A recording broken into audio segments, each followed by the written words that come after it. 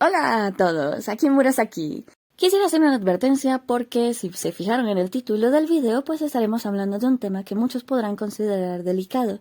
Y no hablamos de este tema por morbo, sino porque, al ser un género que ambas disfrutamos, hemos notado tendencias tóxicas en este género y queremos hacer una crítica sobre ello, una crítica para mejorar. Así que no vamos a andar escandalizando a nadie y las imágenes que vamos a mostrar son meramente representativas y ligeramente sensibles. Sin embargo, es entendible que varios tengan una impresión distinta sobre nuestro contenido del canal, ya que iniciamos con videos del Club Wings. Así que quisiera aclarar de una vez que nuestro canal es para hablar de múltiples temas que nos gustan y más que todo de materiales audiovisuales, así que esto entra en la categoría y para aquellos que no les interese, pues por favor no tengan miedo de no ver el video. Pero les pedimos que nos den una oportunidad. Será más educativo de lo que creen, pero no educativo de la forma sexy, educativo de la forma aburrida y educativa, como tiene que ser. Así que por favor procedan con precaución. ¡Feliz año! Por cierto.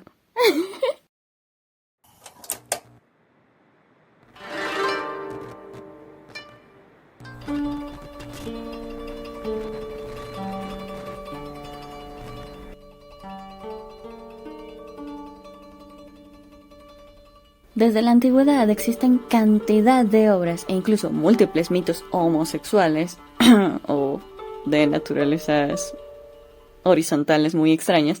Loki vuelve preñado y parió un caballo muy guay, fue Loki, se lo regala Odín. Ay, Loki es un gran seductor, es Loki, te vuelve todo Loki. Y no en un solo lugar, estamos hablando de alrededor del mundo. Si empezamos por Grecia, tenemos los trabajos de la poeta Safo, con versos lésbicos.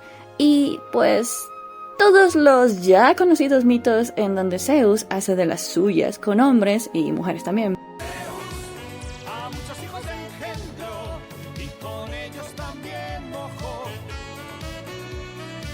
Pero a menudo en Grecia y Roma se representan relaciones masculinas entre hombres mayores y jóvenes, es decir, pederastia. En textos y mitos griegos se presentan relaciones entre hombres como Aquiles y Patroclos o Zeus y Ganímedes, aunque a menudo con roles definidos, mentor y discípulo, y no siempre como relaciones de adultos libres. Coerción.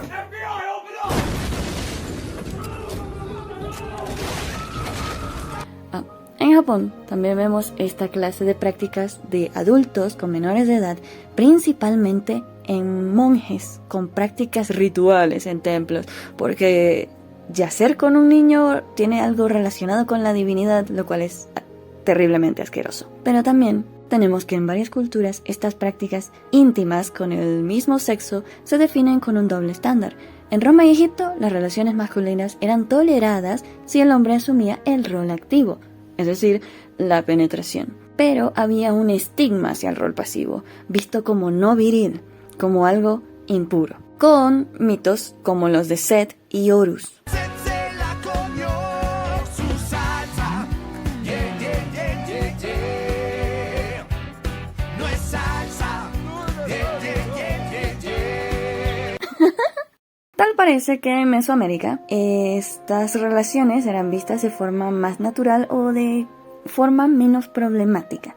Algo a destacar es que un cambio en las historias es que en la antigüedad la atracción radicaba, en su mayoría, en la virilidad, la musculatura definida y lo inherentemente masculino.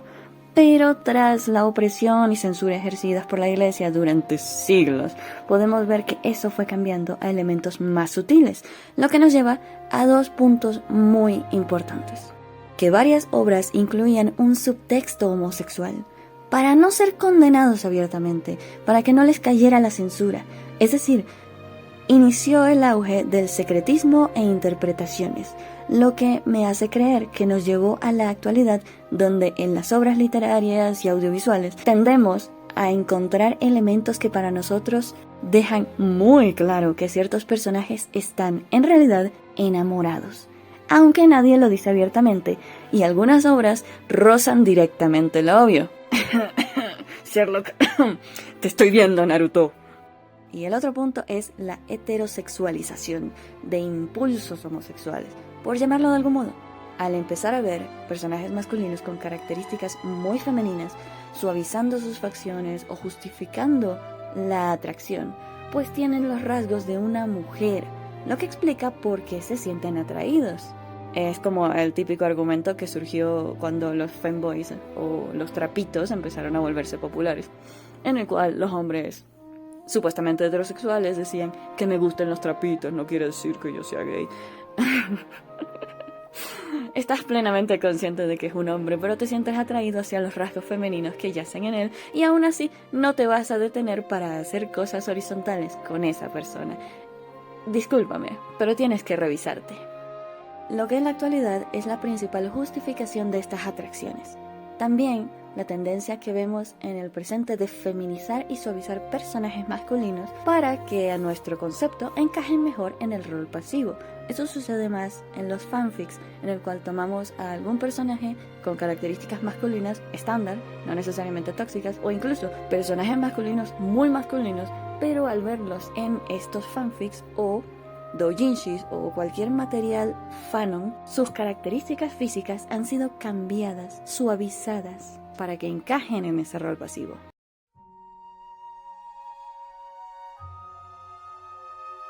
Les voy a explicar lo que es el yaoi actualmente. Principalmente ya no se llama yaoi, sino se llama Boys Love o BL, que es un género de ficción que se centra en las relaciones románticas y sexuales entre hombres, creado predominantemente por mujeres. Y tenemos también lo que es el slash. Cuando yo era más joven y entré en este mundo del yaoi, pensaba que el yaoi y el slash era lo mismo y que simplemente slash era su versión anglosajona. Sin embargo, mientras investigaba para hacer este video, descubrí que no. Verán, el yaoi es el género, ¿ok? Es el género que utilizamos para hablar de lo que es el BL actualmente. Mientras el slash es para el género del fanfic, ¿ok? ¿Qué pasa? ¿Cuál es la diferencia? Ustedes dirán, porque es lo mismo al final. Que el yaoi es para una obra canon y el slash para el fandom. Y nació gracias a Extract Thread, ¿ok? Entonces yo tenía la confusión de que era lo mismo y quisiera saber si ustedes tenían la misma o no confusión que yo tuve. Ok, entonces tengo que también decir que en los años 2000, cuando yo soy niña, gracias a páginas como Amor Yaoi y Slide Heaven, que se especializaban en el BL, no es que ayudaran a diferenciar ambos géneros. Tenían fanfic e historias originales. Díganme si para ustedes era como yo creía, porque Amor Yaoi tenía fanfics y tenía historias originales y Slash Heaven lo mismo. Ya claro, solamente hoy en día nos queda Amor Yaoi porque Slash Heaven perdió el servidor, pero hay una página de Facebook en la que podemos meternos y ver esos fanfics por si están interesados. Entonces volvemos al video. ¿Cómo se origina el yaoi? El yaoi ha cambiado, pero no solo cambió de nombre, es decir, ya pasó de yaoi a BL, sino también en terminologías. Hoy se usa términos como pasivo-activo, o de una se van por tropas muy populares del momento, como el Omegaverse, en la que se destaca la dinámica alfa-omega, para decirnos quién da y quién recibe. Anteriormente se usaban los términos seme para el activo, uke para el pasivo, y si éramos mente abierta, open-minded, usábamos el suke. Ese daba y le daban. Desde sus inicios el yaoi ha sido muy tabú y por las dinámicas que glorifican, y la realidad es que estas dinámicas son antiguas. Cuando hablamos de los roles del yaoi o el BL, seme y uke están hablando de una jerarquía de poder que es viejísima, no es que se la inventaron ahora. Piensa en la antigua Grecia o en el Japón de la era Edo o hasta más tiempo atrás, las relaciones homosexuales estaban ahí, pero siempre era entre un hombre mayor, dominante, y un adolescente pasivo. El mayor se llamaba Erates en Grecia y en Japón Nenja, que era sí o sí el activo, el que tenía el control, y el joven ya era llamado Eromenos o el Wakashu. Estaban socialmente obligados a ceder, la sumisión era parte del trato, era algo así como pedagógico, soy tu maestro y te cojo.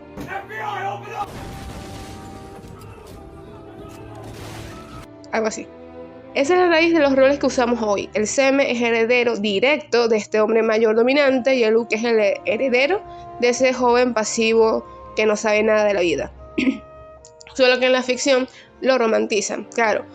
Pero la estructura de poder donde uno toma la iniciativa y otro se somete, se mantiene y las cosas no paran ahí. Cuando te vas a géneros más modernos como el Omegaverse, lo único que hace es cambiarle el nombre. Otra vez, el semen ahora es alfa y el uke es el omega. En lugar de usar la edad o el estatus social como una excusa por el dominio, ahora usamos la supuesta biología, pero el resultado es el mismo. El omega se le niega la opción de no ser sumiso. Se justifica que tiene que ceder siempre al alfa por naturaleza o instinto. Entonces da igual si hablamos del Nenya, del semen, del alfa, o si es el menos, el uke o el omega. Lo que permanece constante es la relación desigual donde el dominante tiene el poder y el pasivo, por una razón u otra, sea historia, sea social, sea biología, está esencialmente obligado a ser sumiso. Simplemente es la misma dinámica de poder una y otra vez, un ciclo sin fin en la que simplemente cambiamos las etiquetas a través de los siglos.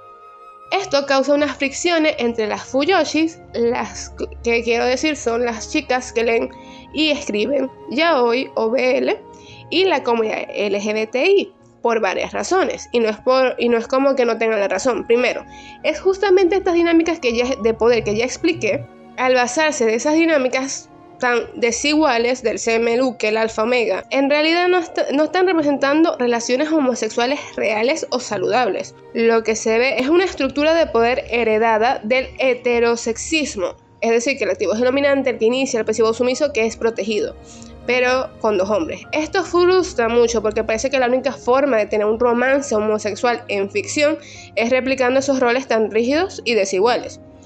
Segundo, el tema del consentimiento, y es que varias tramas, especialmente en el yaoi más antiguo y las más veteranas estarán conmigo, a menudo se romantiza o se minimizan situaciones de coerción, acoso, incluso violencia sexual. Y de hecho, estoy diciendo que antiguo, pero ahorita que pienso en el Omegaverse es realmente un poco reciente y veo el mismo problema del consentimiento. Entonces, la comunidad siente que están normalizando la violencia y el abuso dentro de narrativas que supuestamente deberían ser progresistas porque están hablando del amor entre personas del mismo sexo. Y para terminar, quiero hablar del tercero y último. La comunidad también critica que estas historias son fantasías creadas por y para mujeres heterosexuales que no reflejan la verdadera diversidad, las luchas o la igualdad que se busca en las relaciones del mismo género en la realidad. Entonces puedo decir, tienen razón. Y no lo digo como una persona que ya no lee yaoi, que soy una hater, nada de eso. Lo digo como una persona que consumo responsablemente yaoi, consumo BL, y sí entiendo que no están en sus inicios, principalmente era responsable sobre la lucha de estas personas. Y agradezco que en la actualidad se trate en algunas, muy pocas, de hablar sobre la verdadera problemas que esta comunidad enfrenta, especialmente, obviamente, entre las relaciones homosexuales de dos hombres, porque al final del día el yaoi es sobre eso. Pero sí, hay mucha fantasía, hacen ver las cosas muy sencillas, porque claro, esto es una cuestión romantizada por mujeres que saben que si están con un hombre, esto va a ser súper normal, y sí, tu familia va a aceptar y todo esto. Pero entiendes, estos son entre dos hombres. Y sí, lo estás usando como un escape, pero estás usando y retratando una comunidad completa aquí de una forma irresponsable, porque sus luchas son muy fuertes. Hay personas que mueren, son asesinadas por amar, ¿ok? Hay personas que sus padres no le hablan, que se casan y no van. Entonces, seamos conscientes de la verdadera lucha. No digo que no escribamos ya hoy. De hecho, el Omegaverse creo que es la mayor liberación porque ya es un mundo totalmente ficticio y no tenemos que tratar de enfrentar estas críticas, estos problemas que la comunidad afronta. Tengo que decir que veo más fanfics, no manguas, no cómics de este género que se enfrentan bastante bien a la lucha de esta comunidad. Y como digo, esto es una crítica netamente a mejorar el consumo y respetar a esta comunidad.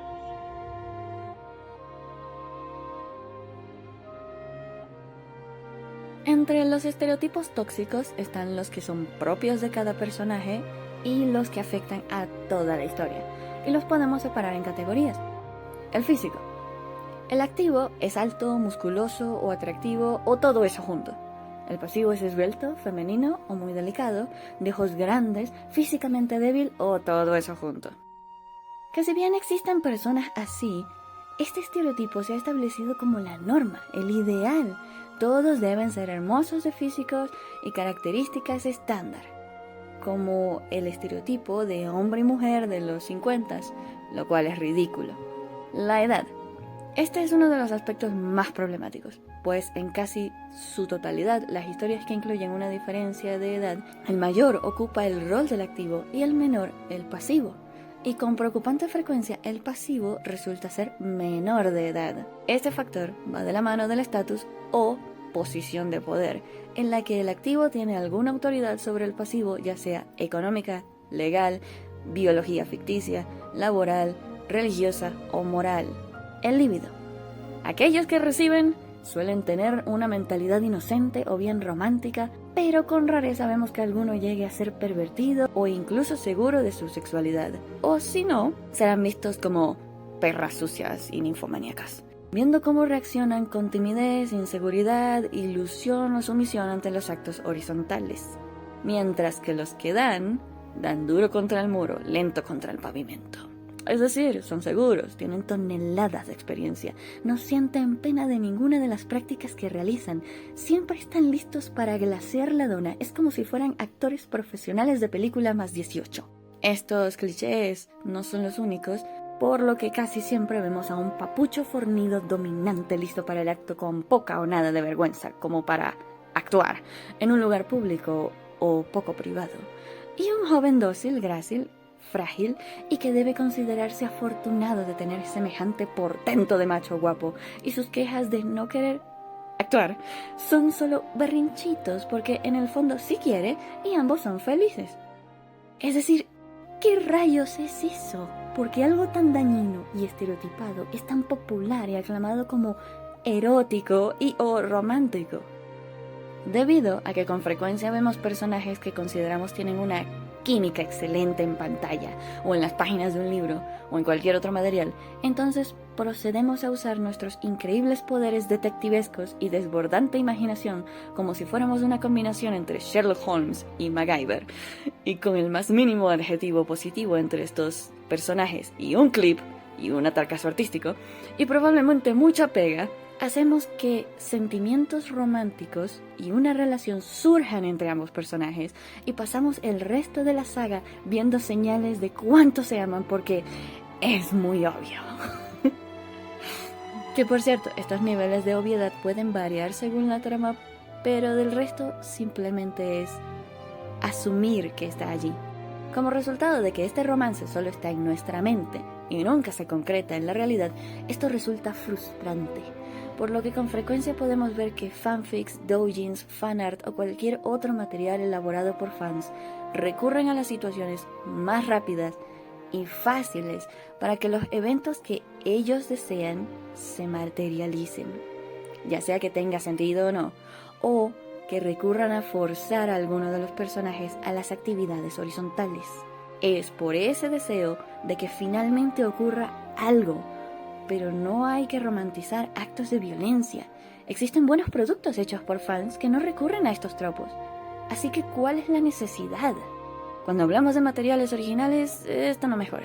Si bien hay obras respetables, pues también hay un gran número de ellas en el yaoi que van directo a prisión, que incluyen manipulación, abuso sexual, relaciones con menores, incesto, compra de seres humanos, grooming y mucho más. Mucho, pero mucho más. Auxilio. En un yaoi promedio podemos encontrar la historia de un protagonista pobre en una situación miserable que es rescatado por un millonario que seguro tiene una mala reputación, pero que se enternece al conocer al protagonista, y que como pago por salvarlo, pues literal, figurativa y metafóricamente, también técnicamente, lo convierte en su esposa. El protagonista empieza a frustrarse por sentir que no tiene elección, pero mágicamente es secuestrado por alguien que seguramente odia al millonario y también está enamorado del prota. El millonario va, lo rescata y el prota olvida todas sus quejas y preocupaciones de que no tenía una libertad o una vida real y viven felices para siempre. Ya sé que eso suena estereotipado y preocupantemente acertado, pero este ejemplo es para denotar una hipocresía en los fans del yaoi. Suele ocurrir que estos mismos elementos son aceptados en este género, pero al momento de hacer que el protagonista sea mujer, muchos pasarán de uff, qué yaoi tan bueno, a decir, ugh, qué show tan malo. Son los mismos estereotipos y problemas y muchas características que se desprecian en una protagonista femenina son alabados en uno masculino.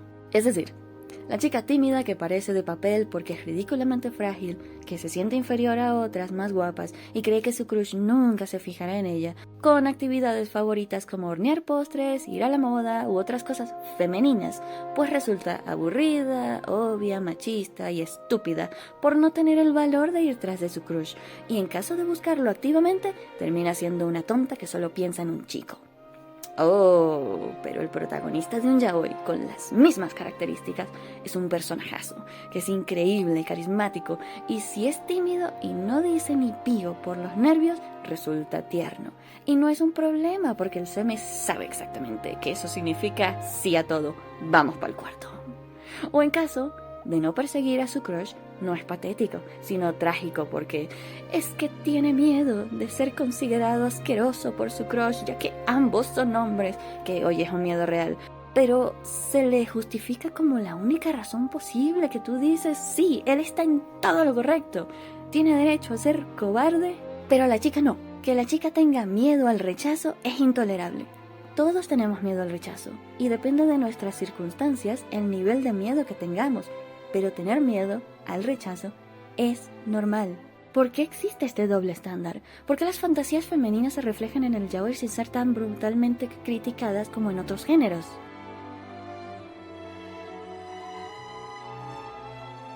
Hablemos ahora de lo que es la misoginia dentro del yaoi. Este género, como ya se lo dije la primera vez, es concebido predominantemente por un público femenino y se utiliza como un espacio para explorar la dinámica romántica y sexual sin las ataduras tradicionales de la heterosexualidad. Pero, a pesar de esto, al buscar esa liberación de los roles femeninos convencionales, el género a menudo cae en lo mismo de reproducir e incluso amplificar estructuras sexistas y machistas que irónicamente se crean haber eludido porque es una relación con dos tipos. Veamos, ¿qué pasa?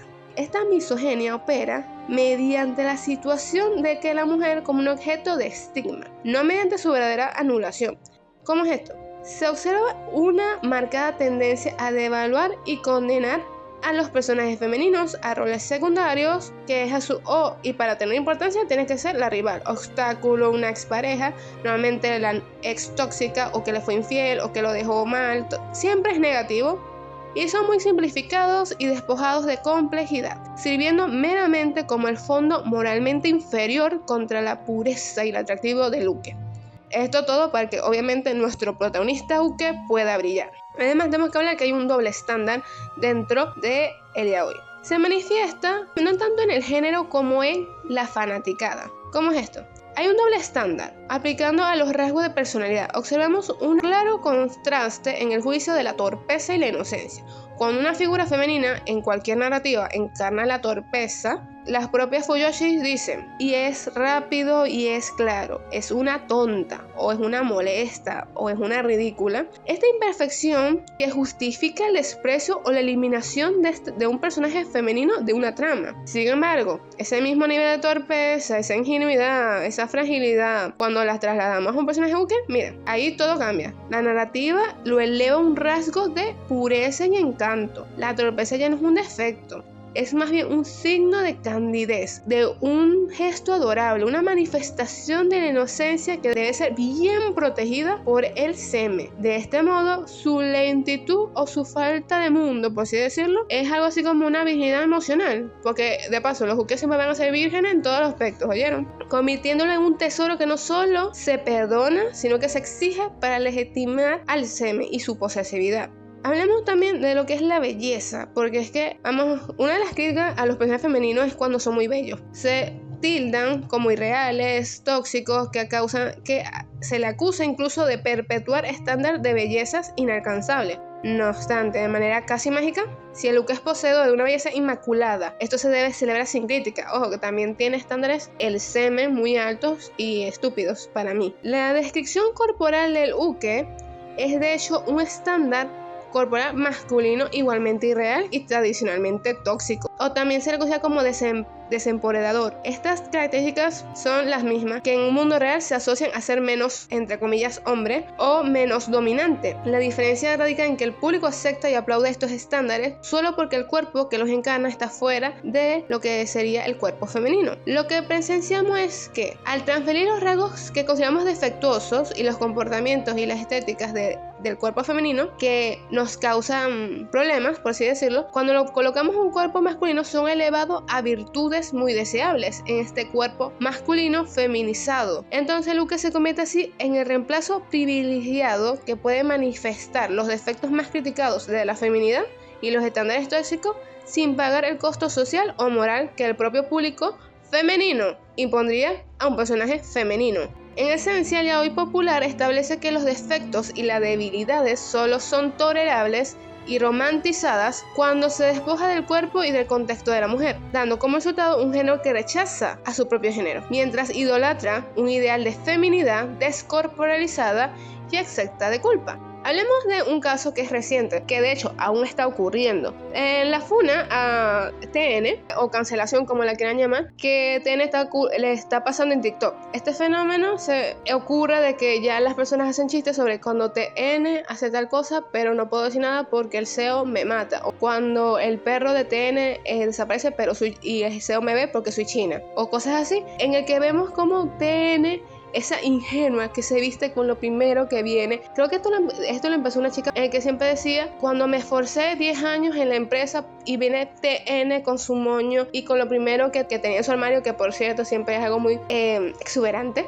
y como fue como 3 horas en la oficina de mi jefe Jungkook no sé qué cosa, ahora el puesto se lo dan a ella y yo soy la mala, algo así. Y entonces así fueron saliendo cuestiones de TN. Entonces, ¿por qué digo que este ejemplo no es una manifestación actual y muy vívida de lo que es la misoginia dentro de lo que es el fandom yaoi? Bueno, verán, primero vamos a hablar de TN. Ella es una Merisu, ¿ok? Esta es bellísima, inconscientemente es torpe en extremidad y es muy especial porque todos los CEOs quieren con ella, todos los bad boy, todos los alfa, gamma, todo quieren con ella, ¿ok? Vamos a decir esto: se le critica por ser única y detergente, por su ingenuidad que es estupidísima y porque, nunca entiendo por qué dice que me acuesto con él cuando, bueno, porque te estás acostando con él. O sea, el punto de inflexión para mí es cuando lo que muchos critican porque somos ya unos treintañeros o próximos en mi caso, es que se acuesta con el jefe en horario laboral o tú estás en una reunión y ella se lo está. Entonces lo condena mucho el público, que como digo, mayormente somos mujeres, como inmoral, inapropiado y digno de burla. Pero esto me queda una gran paradoja cuando veo chicas fuyoshi publicando también en TikTok cuando TN está buscando al CEO y el CEO está con su secretario besándose en la oficina. Y es como que esa es la solución que nos están ofreciendo: reemplazar a esta figura TN por un uke. Este uke de reemplazo es igual torpe, le falta conocimiento y la posición de ser el foco de la acción del CEO. Entonces, crucialmente es el mismo acto: se acuesta con el jefe en la oficina en horario laboral, pero antes lo agarrábamos como burla, indignación y una condena para TN. Ahora lo aplaudimos y romantizamos y se lo celebramos a Luke. Entonces el público funa a TN por su sexualidad o por su ambición estúpida o no sé, pero se lo aplauden y se lo consumen con fervor al Luke, que comete la misma falta, que en personalidad también se le parece. Entonces esto expone que el problema para el público no es un defecto o una acción de sí misma, sino el cuerpo que lo encarna. Es decir, TN está mal, pero si lo hago con un chico, todo cambia. De hecho, esto es un meme. Tenemos la secretaria Kim y es, qué horrible. Lo hacemos hombre, me fascina. Tenemos un problema, chicas, un problema con el cuerpo femenino. Entonces, por esta razón es que estoy usando este ejemplo. O sea, esto para mí, ver esa narrativa de que funamos a TN, que no está mal funarla, en verdad que es un personaje que yo detesto bastante, pero sí veo la misoginia, porque mientras a ella se la condena, a Luke se lo vamos a aplaudir. O sea, entonces esto muestra que el fenómeno de la misoginia en el yaoi no es una cuestión pasiva, es una práctica activa de exclusión y de juicio moral selectivo que nosotras como público femenino lo ejercemos rechazando a la mujer y idolatramos a un ideal de feminidad, pero en un cuerpo masculino. También tenemos que decir que la misoginia no solamente está aquí. Hablemos también de lo que es el estándar de la historia sexual que rige la dinámica semen y uke. El uke siempre, desde sus inicios, debe ser virgen, casto e inmaculado. Su valor romántico está directamente ligado a esa falta de experiencia, una regla que históricamente ha oprimido a la mujer. El uke debe haber estado solo con el semen para validar la fantasía de propiedad, ¿ok? Mientras el semen, bueno, él tiene el privilegio patriarcal de la experiencia. Puede ser un Casanova, haber tenido un historial promiscuo, tanto con hombres como mujeres, reforzando así su dominio, sin que se le reste valor. Sus parejas anteriores son tratadas como encuentros sin consecuencias. Es decir, son un Ángel Aguilar, o sea, aquí todos éramos adultos y ningún corazón se rompió. Así son. La cumbre es cuando... Veamos, hay fanfic, hay manguas o manhwas, lo que ustedes lean, en la que nos muestran cómo a veces ha revolucionado, porque estas cosas, estos tropos tóxicos, sí lo digo abiertamente, están cambiando, cada vez están más abiertos, y nos muestran ukes que tienen pasado, que tuvieron una vida, parejas, y entonces el semen se indigna con celos desproporcionados, o sea, exigiendo literal matar a las parejas pasadas de sus uke porque él solamente lo puede poseer porque es netamente suyo, y es como, mijo, tú también te acostaste con alguien más y yo no estoy queriendo matar a nadie. Entonces, ¿qué pasa con esta mentalidad tan tóxica de estos semen, o como lo retratan? Es que no ven a su pareja, el uke, como una persona, sino como un objeto que debe ser purificado. Entonces, dígame, si esto no es parecido a los discursos sexistas que los hombres condenan a las mujeres y por su promiscuidad, mientras dicen a las otras mujeres que tal vez no tienen una vida sexual activa que deben mantenerse castas, pero ellos van a estar con quien les dé la gana, que deben ser otros hombres, porque como Carrizo van a haber mujeres vírgenes mientras tú te estás cogiendo, tú no eres. Eso no tiene sentido. El hecho de que estas narrativas sean creadas y consumidas por mujeres no quita que sea machista, sino que se expone cómo la misoginia está tan internalizada en el género, donde la fantasía romántica se construye sobre la cómoda repetición de los arquetipos de poder de género tan antiguas y arcaicas. Y esto me hace recordar, porque como estamos hablando de esto, no podemos ignorar lo que es el antiguo Japón sobre el yaoi, sobre el teatro kabuki. ¿Y por qué será que quiero hablar del teatro kabuki? El teatro kabuki fue creado por mujeres, ¿ok? Esto nos muestra cómo la figura femenina se invisibiliza e invalida en la historia y cultura, a pesar de que ella la crea, porque como digo, el teatro kabuki lo crearon mujeres. De hecho, fue una sacerdotisa llamada Okuni de Izumo a principios del siglo XVII. En sus orígenes se llamaba Onakabuki, que era kabuki de mujeres. El elenco era exclusivamente femenino, pero en 1629, por decreto gubernamental y bajo argumentos de inmoralidad y desorden público, porque también estas mujeres, algunas eran de la vida alegre, fueron terminantemente prohibidas de actuar en algo que ellas crearon. Pero tranquilos, que el teatro no se colapsó, no se terminó. Simplemente reemplazaron a las mujeres con hombres, pero no cualquiera. No, porque en esta época había algo conocido como wakachu, que ya lo mencioné antes, y el wakachu es un tercer género que es de estos niños pubertos llegando al nivel adulto, pero que tienen rasgos andrógenos muy atractivos. Entonces nació el wakachu kabuki junto con los hombres, ¿oyeron? Hombres mayores. Entonces, ¿qué pasó? Actuaron, a la gente le gustó, pero digamos que la prohibición volvió a atacar, ya que los wakachu también, por argumentos de preocupaciones morales y sociales, porque también estos niños vivían la vida alegre, en 1652 los prohibieron. Entonces, ¿qué pasó? ¿Colapsó? No. La escena quedó reservada exclusivamente para los hombres adultos, también conocido como yaro. No obstante, esto no duró, porque digamos que la gente no le gustaba ver tantos hombres adultos, peludos, algunos calvos, o sea, no eran atractivos. Entonces exigían que hubiera belleza, el encanto que portaban estos actores jóvenes, y por demanda popular devolvieron a los wakachu. ¿Sí? Los wakachu volvieron.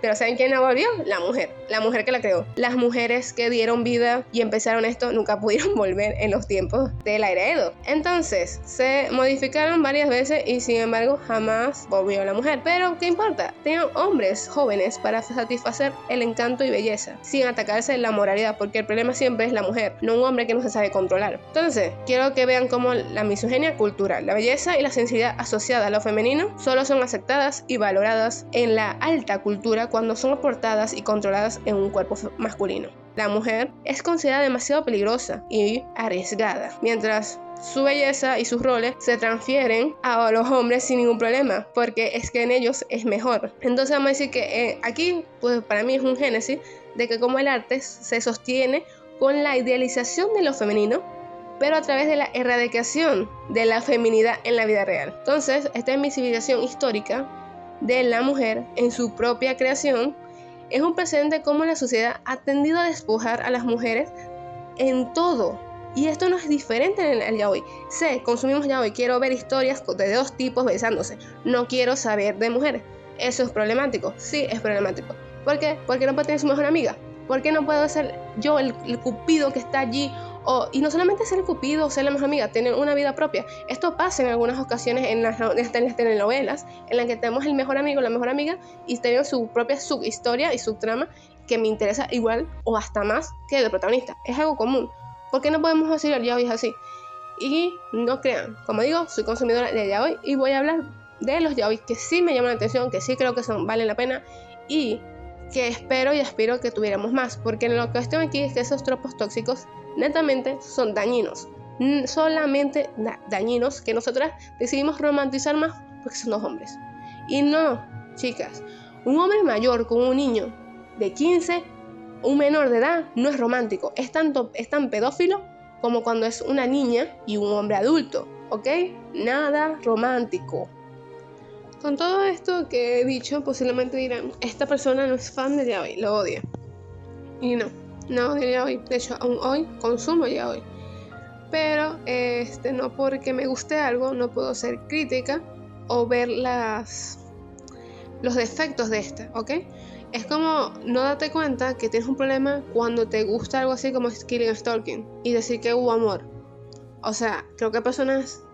Yo leí ese manga, quiero decirlo, y creo que es bueno, psicológicamente está bien hecho, pero hay que verlo con los ojos de la realidad.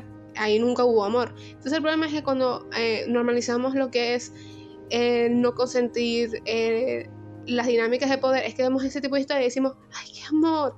Y esto es peligroso cuando tú tienes como unos 15 años y vas creciendo y sigues teniendo esta mentalidad, ¿ok? Por eso es que yo hago la crítica.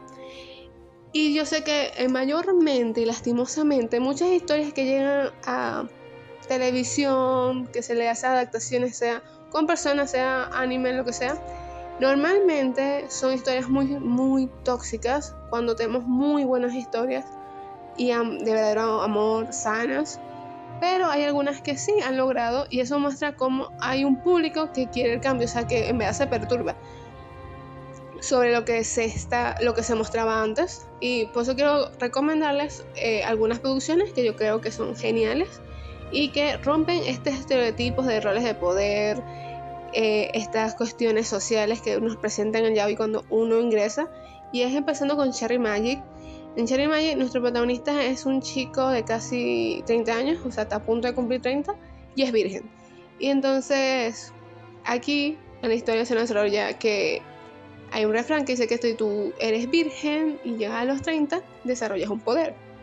Entonces tú dirías, tanto que hablaste sobre ir en contra y estás recomendando una donde el Luke es virgen. Y digo, sí, lo recomiendo, pero es porque hay una razón para la cual sea virgen, para ver y comprobar esa teoría sobre sí. Cuando tienes 30 pasa eso. Entonces, además que el semen no es una persona tóxica, no es una persona irrespetuosa, que no respete para nada a Luke. De hecho, es un ser súper de luz, amoroso y respetuoso. No es una persona promiscua, es una persona que simplemente es muy exitosa, es muy querido y por eso le da una alta jerarquía. De hecho, también él se siente y nos muestran cómo abusan de él, porque él es una cara bonita, entonces como es una cara bonita, él tiene que dejarse manosear o tocar por otros.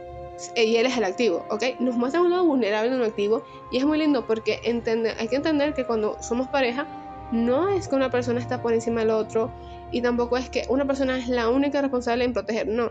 Es algo mutuo y esto lo desarrolla esta pareja, es muy precioso. Además de esto, también tenemos otra pareja, ¿sí? Y aquí el semen es el virgen.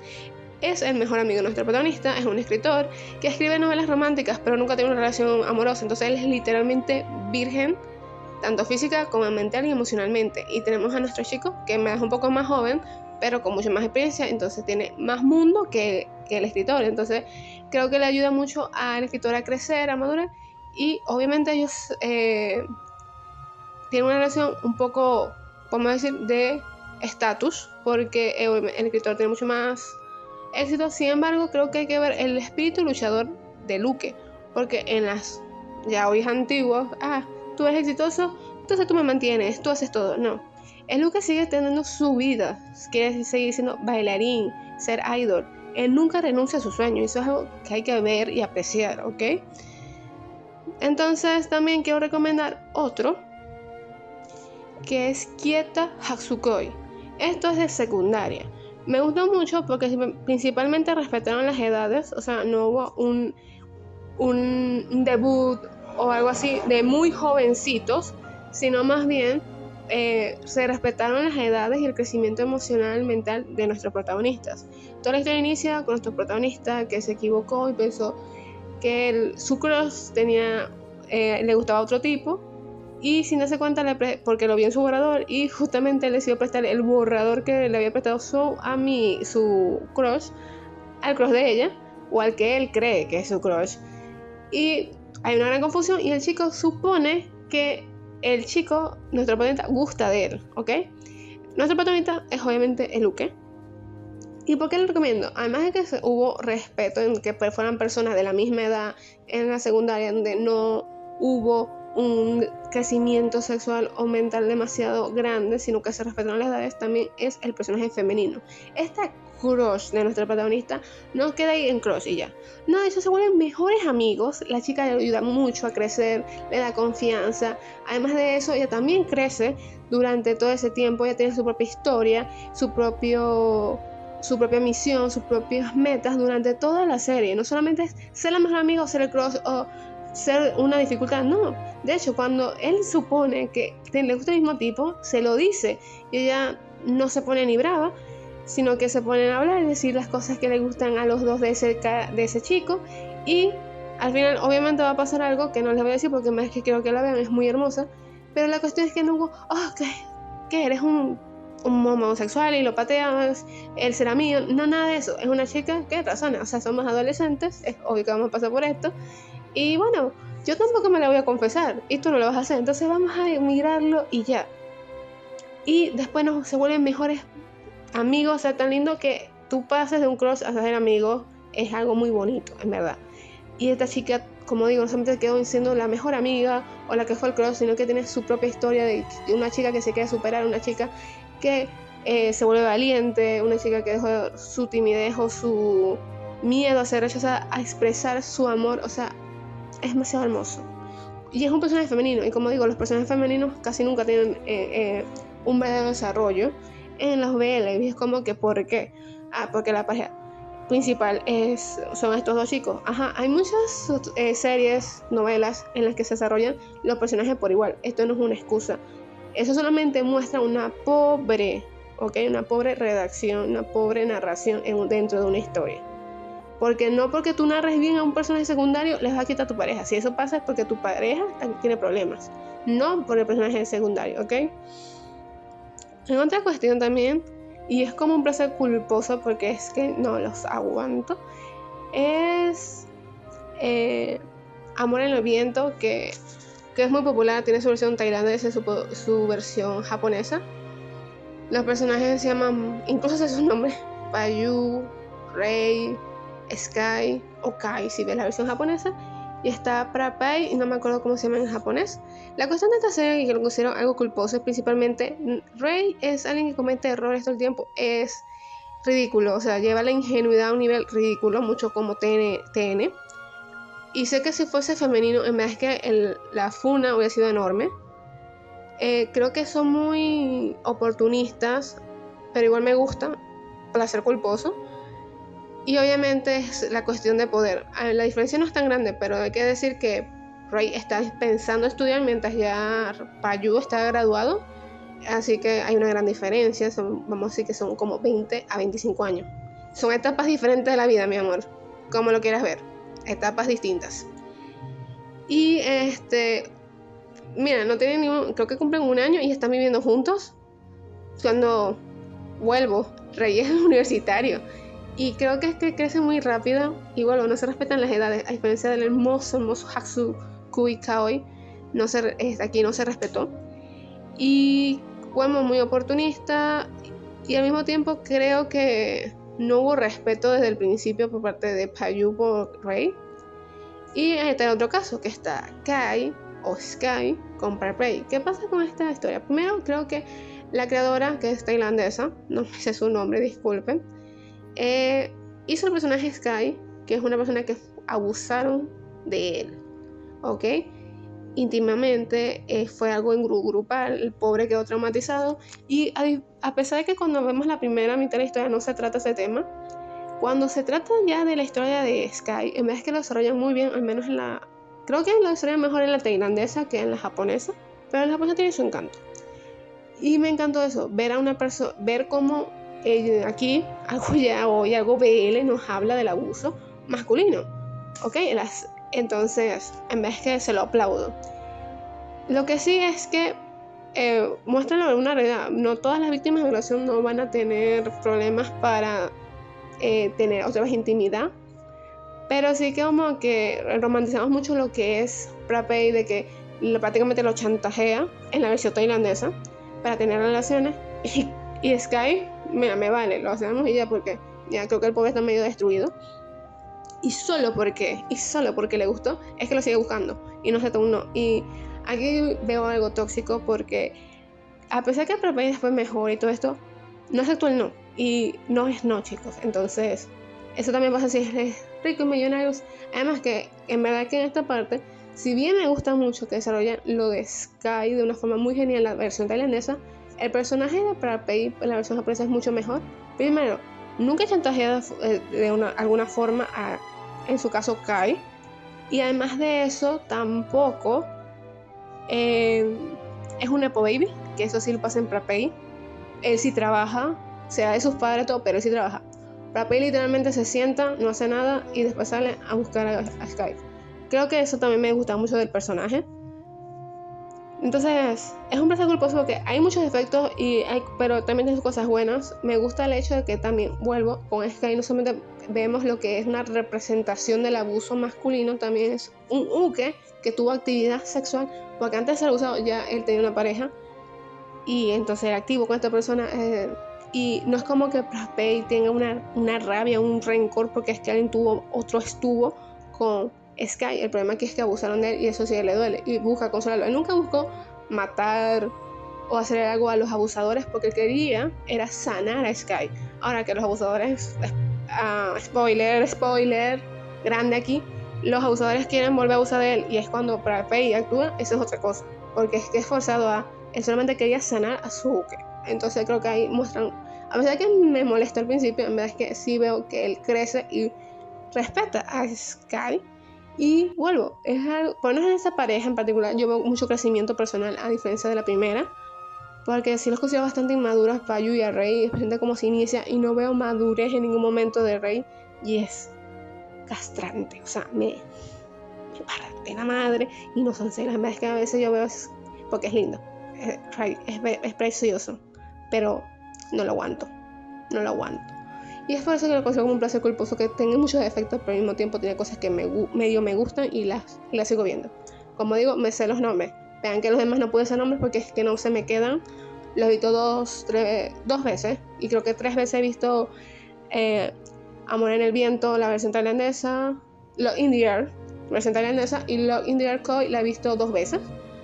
Entonces sí, me gusta bastante. Estas dos sí me gustan, pero como creo que principal es algo que tengo que analizo, me gusta, no las veo tanto como esta que simplemente es como dominguera. Ahora, si a ustedes les gusta, le ven más profundidad, perfecto. Esto no es una cuestión de criticar por criticar, es algo muy mío, es netamente mi opinión y la doy netamente para mostrar. Yo creo BLs que sí muestran cosas sanas y representaciones bien hechas de unas realidades, y eso creo que es importante porque como digo, el yaoi está lleno de cosas enfermizas como killing, stalking y otras tantas que no quiero ni mencionar porque horrible. Y solamente quiero que lo muestren, mostrárselos a ustedes porque creo que es importante entender que si tenemos un problema hay que tratarlo. Otra cuestión, creo que es una serie muy buena, es El hombre atrapado en el mundo BL. Creo que habla muy bien de los estereotipos, además que en las otras temporadas, en la segunda temporada nos hablan ya de una chica. Entonces, creo que me gusta cómo critican y muestran estas características tan grandes que tiene el BL y cómo un chico normal, heterosexual, quiere salirse de eso. Es muy gracioso y también es una serie que recomiendo mucho, mucho.